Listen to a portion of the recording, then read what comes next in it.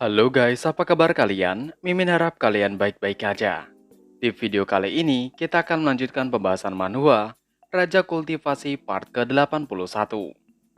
Seperti biasa bagi kalian yang baru aja mampir di channel ini, jangan lupa untuk tekan tombol subscribe, like, dan juga komen. Dan bagi kalian yang baru aja nonton video ini, ada baiknya kalian tonton dulu video part sebelumnya agar ceritanya nyambung. Link videonya sudah kami cantumkan di deskripsi video ini, atau kalian bisa cek di playlist. Tanpa berlama-lama, mari kita bahas tuntas. Cerita kita lanjutkan. Di pembahasan terakhir, Mengpo di dunia bawah tengah bersantai dengan teh di sampingnya. Ia bergumam, tidak berlebihan ketika mengatakan bahwa teknik tubuh Zen adalah harta karun tertinggi saat ini yang ada di dunia bawah. Karena diberikan secara gratis, itu pasti dapat membantu sang ahli menyukainya. Satu-satunya kelemahan dari teknik tubuh Zen adalah sulit untuk dipraktikan. Dari zaman kuno hingga sekarang, berapa banyak leluhur yang telah menghabiskan seluruh hidupnya untuk berlatih teknik itu. Tapi, tidak satu pun dari mereka yang dapat berkultivasi dengan sempurna. Tetapi bahkan jika seorang dapat memahaminya, walau hanya 10%, manfaatnya tidak dapat diukur dan akan menggetarkan dunia. Bahkan untuk seorang ahli, itu akan sulit. Kembali pada Nivan yang telah selesai membaca buku. Tiba-tiba sebuah cahaya meluap dari dalam tubuhnya secara perlahan, mengalir dengan tenang. Penjaga hitam dan putih, juga Nanan dan Long memandang dengan tertegun. Tapi di saat berikutnya, cahaya itu meledak, menjulang jauh ke langit dan menembus bumi. Penjaga dunia bawah yang ada di sana berteriak terkejut dan tidak percaya. Di dunia bawah pun, Mengpo terkejut melihat sinar yang begitu terang. Matanya terbelalak saking terkejutnya. Ia sampai memuntahkan seteguk cairan merah. Ia penasaran, apakah sang ahli dapat menguasai teknik tubuh Zen hanya dalam setengah jam? Mengpo mengutuk dirinya sendiri, telah meremehkan sang ahli. Di dunia immortal pun sama. Dai dan yang lainnya melihat adanya cahaya yang menembus langit. Mereka menatap ke arah pilar cahaya yang besar dan menjulang itu dengan diam. Putri Tujuh sedikit khawatir mengatakan bahwa sesuatu yang besar akan terjadi. Semua orang menatap Putri Tujuh dengan perasaan penasaran. Putri Tujuh menyadari tatapan ingin tahu semua orang, sehingga ia akhirnya menjelaskannya. Ia dapat merasakan bahwa itu pasti bencana yang sangat menakutkan. Dai meminta untuk mereka melupakan itu sejenak, karena yang lebih penting adalah membuka segel dari pavilion surga beku terlebih dahulu. Dai menutup matanya sembari bergumam, tidak peduli sebesar apa bencana yang melanda dunia, ia tetap tidak peduli. Ia hanya tahu bahwa jika Master ingin membangun kembali zaman kuno, maka ia akan membantu untuk mewujudkannya. Ia akan menjadi keberadaan yang berguna bagi Master. Kembali pada Nivan dan penjaga dunia bawah. Penjaga hitam dan putih melihat energi terus terhisap ke dalam tubuh Nivan. Mereka panik. Seberapa banyak energi surga dan bumi yang masuk ke dalam tubuh sang ahli. Nivan seolah-olah tidak sadarkan diri namun tetap terlihat, terpelihara dengan energi yang melimpah memasuki tubuhnya. Penjaga putih mengatakan, jika orang bijak melihat hal itu, tidak ada satupun dari mereka yang bersikap tidak sopan di hadapan sang ahli. Tidak lama setelahnya, Nivan terbangun. Ia merasa akhirnya dapat merasakan adanya kekuatan dalam tubuhnya. Dan ketika ia mengangkat jarinya, ia telah memunculkan jari emas. Nivan dengan masih sedikit terkejut mengatakan pada penjaga hitam bahwa sepertinya ia telah menguasai teknik itu. Penjaga putih tertawa bahagia menanggapinya. Menurutnya, Master Nivan adalah seorang jenius. Penjaga hitam dan Blackie memandang penjaga putih dengan bengong. Nivan mengatakan, ia hanya tidak tahu seberapa kuat teknik yang ia pelajari itu. Nivan memandang tembok di sampingnya dengan niat sesuatu.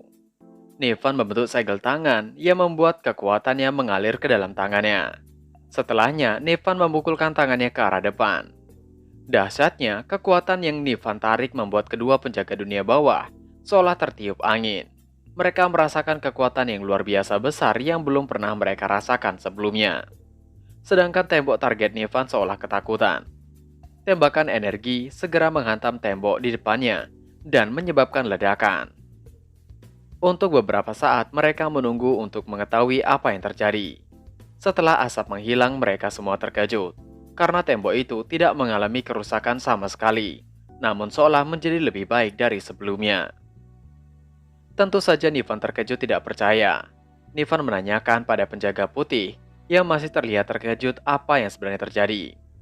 Penjaga putih sekali lagi memuji Nivan dengan begitu girang, karena seperti yang diharapkan dari sang ahli, kekuatan semacam itu dapat dicapai setelah tubuh fisik dikembangkan.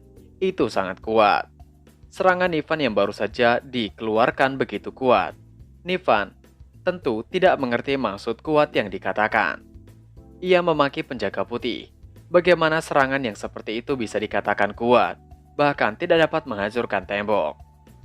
Penjaga putih meminta untuk Nivan melihat bahwa tembok itu menjadi semakin cerah dan membaik. Penjaga putih akhirnya menjelaskan dengan bahagia bahwa kekuatan tubuh Zen adalah memelihara sesuatu dan memiliki kekuatan tertinggi yang luar biasa. Dan teknik itu tidak digunakan sebagai teknik bertarung. Akhirnya Nivan mengerti setelah dijelaskan bahwa teknik tubuh Zen adalah teknik perlindungan.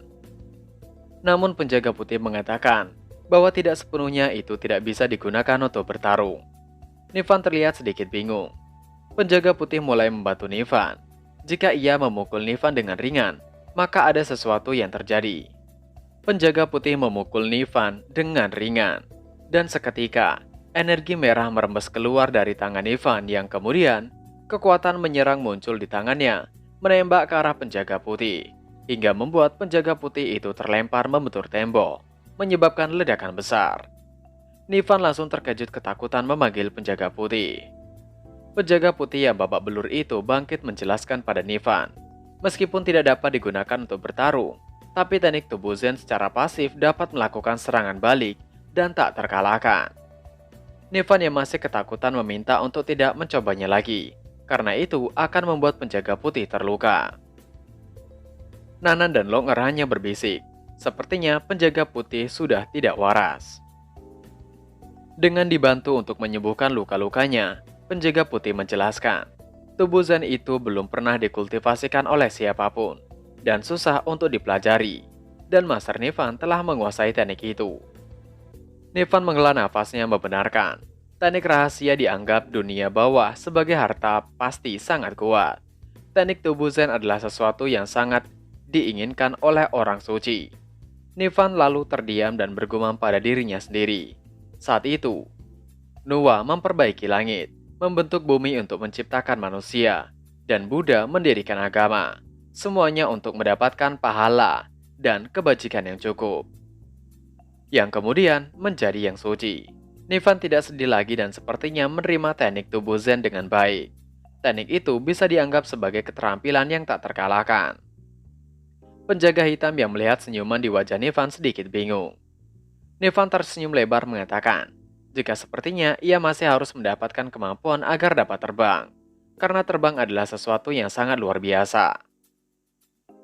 Ketika Nivan memikirkan tentang bisa terbang, tiba-tiba sebuah mobil berwarna emas muncul begitu saja bagaikan sulap.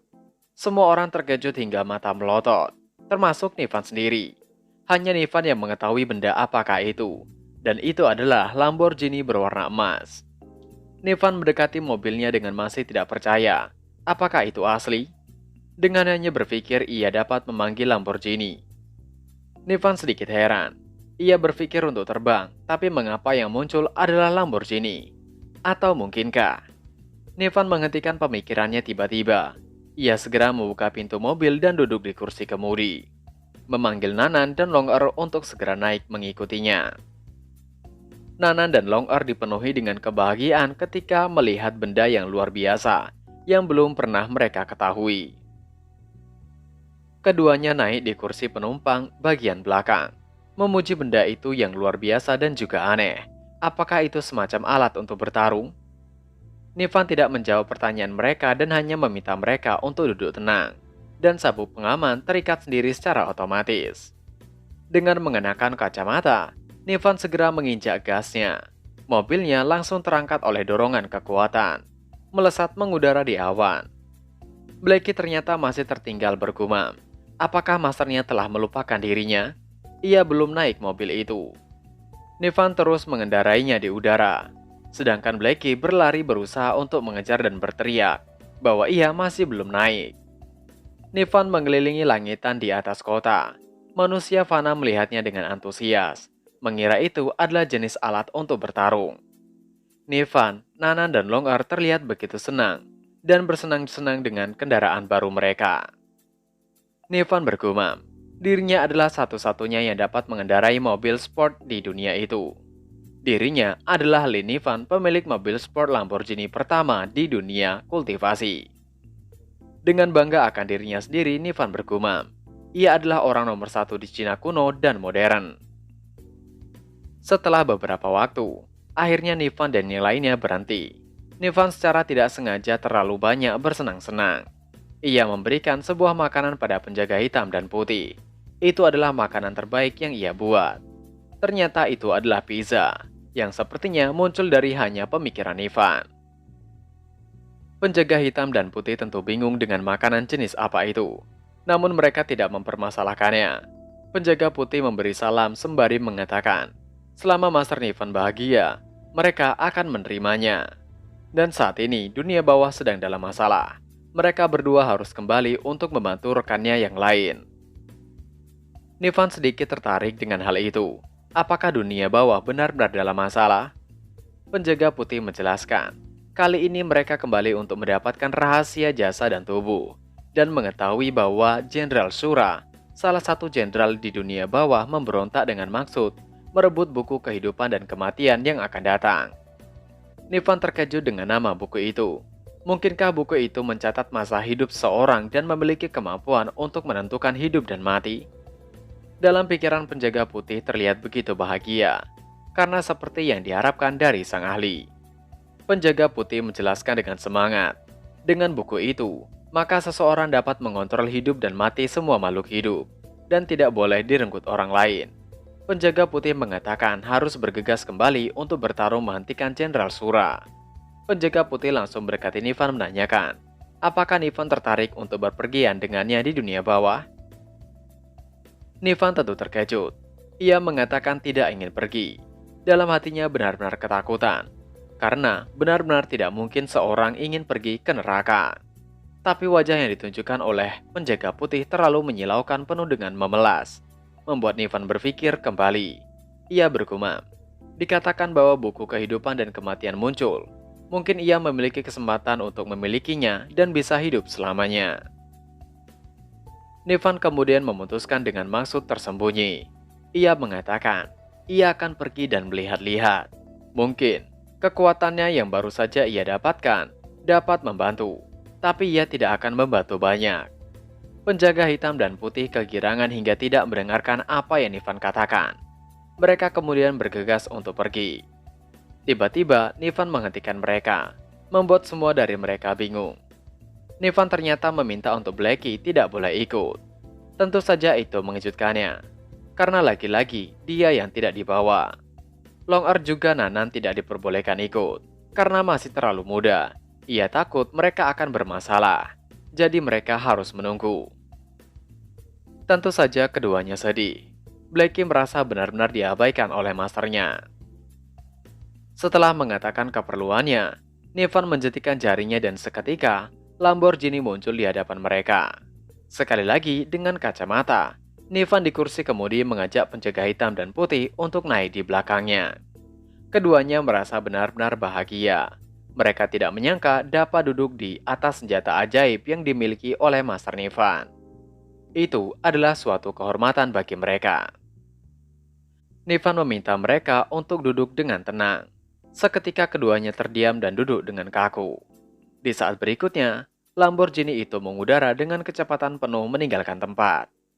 Di mana Nanan, Longar, dan Blackie berada, ketiganya mengsedih sampai jantung. Di atas awan, tepat di atas Nanan dan Longar saat ini berada, terlihat seekor hewan yang menyerupai singa. Hewan itu menghela nafas mengatakan bahwa betapa sucinya tempat itu, layak bagi tuan yang memintanya untuk datang memberikan hadiah secara langsung. Singa itu mendapatkan sebotol anggur dan bingung harus ia apakan. Tapi pada akhirnya, dia menenggaknya. Dengan senyuman bahagia ia bergumam, jika orang itu tidak kuat, maka ia akan melahapnya.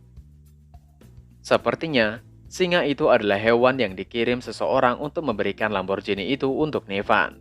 Namun seseorang di balik singa masih belum diketahui, yang kemungkinan adalah keberadaan yang luar biasa setara dengan dewa. Ketika singa itu mengamati keadaan di bawah, ia melihat Nanan, Longer dan juga Blackie yang tengah makan. Ia menemukan bahwa yang mereka makan adalah buah spiritual. Ia meremehkan ketiganya dengan mengatakan, bagaimana sampah kecil seperti mereka mendapatkan buah spiritual? Itu membuat singa semakin kesal. Ia tidak menyangka ada buah spiritual di dunia fana. Ia segera turun dan menegur layaknya preman. Si singa meminta untuk memberikan buah itu kepadanya, dan ia akan mengampuni mereka. Tapi ketiganya bukannya takut, malah memasang wajah bengong dan memalingkan wajah mereka. Tentu saja hal itu membuat singa semakin marah. Singa itu mengetahui keadaan yang sebenarnya. Ia dengan lembut mengatakan, apakah mereka semua sedang dalam suasana hati yang tidak baik? Apakah mereka takut saat melihat dirinya? Pertanyaan bertubi-tubi itu membuat ketiganya semakin tambah kesal, namun tidak melakukan sesuatu. Merasa diabaikan, singa itu menerjang ke arah mereka bertiga dengan berteriak. Sepertinya ia harus menggunakan kekerasan. Jangan salahkan dirinya karena akan menyakiti mereka. Akibat serangan itu, ledakan terjadi membumbung di udara. Tapi pada akhirnya, si singa itulah yang dihabisi karena mengganggu orang kuat. Berpindah di dunia bawah, kini pertarungan tengah terjadi. Prajurit Sura dan prajurit jenderal penjaga tengah bertarung. Begitu juga dengan jenderal penjaga dan Sura. Mereka bertarung hingga terluka satu sama lain.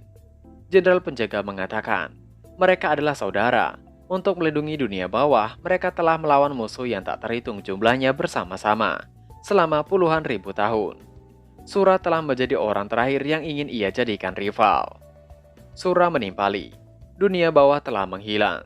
Karena perlu dibangun kembali, mengapa tidak membangun dunia bawah sendiri? Itu adalah pilihan terbaik bagi orang kuat untuk memimpin dunia bawah. Buku kehidupan dan kematian akan segera muncul, dan siapapun yang mendapatkannya akan memimpin dunia fana dan neraka. Permaisuri Mengpo memilih menolak. Kaisar dan Raja Hades telah pergi, dan sekarang hanya mereka berdua orang terkuat di dunia bawah. Jika jenderal penjaga tidak mau, maka ia akan melakukannya sendiri. Jenderal penjaga terlihat marah dan mengatakan bahwa Sura telah kehilangan akal. Sura menimpali, tapi sangat disayangkan jenderal penjaga akan dikalahkan oleh orang yang kehilangan akal seperti dirinya. Kekuatan berwarna biru cerah muncul dari tangan Sura yang membuat jenderal penjaga terkejut. Itu adalah teknik terkuat yang dimiliki oleh Sura. Itu dapat melahap semuanya. Salah satu prajurit jenderal penjaga ketakutan menanyakan, apa yang harus mereka lakukan? Jenderal penjaga terlihat pucat menghela nafas mengatakan bahwa mereka telah menghabiskan terlalu banyak energi untuk menekan monster di lautan dan dunia bawah. Dan sekarang ia tidak bisa mengalahkan Sura. Jenderal penjaga menatap ke arah Sura dengan bergumam. Memilih waktu seperti ini untuk memberontak, itu membuat jenderal penjaga ingin menghajar Sura. Sura menebaskan pedangnya yang dipenuhi dengan kekuatan ke arah jenderal penjaga. Salah satu prajurit jenderal penjaga mencoba untuk menahan serangan Sura. Namun Sura menghentikan serangannya ketika mendengar suara tawa riang mendekat. Itu membuat Sura benar-benar kesal. Ia berteriak, siapa yang berani tertawa saat menghadapi bencana? Ternyata itu adalah Nevan yang mengendarai Lamborghini miliknya, membawa dua penjaga dunia bawah. Ketika mereka mengamati dengan seksama, mereka akhirnya menyadari bahwa itu adalah Master Nevan. Penjaga hitam dan putih terlihat begitu bersemangat dan memuji tanpa henti bahwa itu adalah senjata yang menyenangkan. Dan sedangkan jenderal penjaga juga Sura terlihat pucat mengetahui bahwa Sang Ali telah datang ke dunia bawah membawa senjata yang begitu menekan. Dan chapter pun berakhir. Nah, itu tadi adalah pembahasan Manhua, Raja Kultivasi part ke-81. Seperti biasa sebelum mengakhiri video ini, Mimin ingatkan untuk kalian bahagia dan sehat selalu. Terima kasih sudah menonton video ini, dan sampai jumpa lagi di video selanjutnya. Jana.